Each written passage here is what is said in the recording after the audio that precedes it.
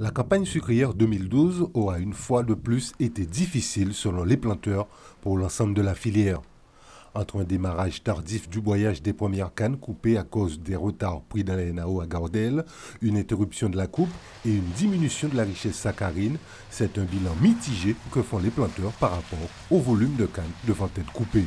L'an dernier, nous étions aux alentours de 68 tonnes hectares. Cette année, nous avons tourné aux alentours de 62-60 tonnes hectares.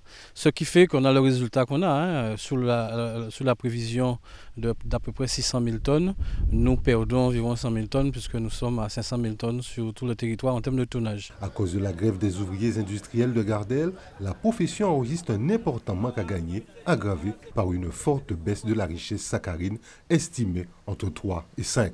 Nous avons d'énormes difficultés financières, mais le seul truc, c'est qu'on a la capacité de s'adapter.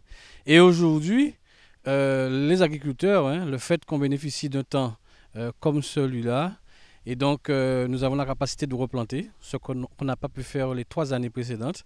Eh bien, vous verrez sur toute la Guadeloupe des exploitations qui sont en labour. Ça veut dire tout simplement que nous repartons pour un bon cycle avec des champs nouveaux et donc par conséquent de l'espoir pour avoir un rendement hectare beaucoup plus important à partir de la récolte prochaine.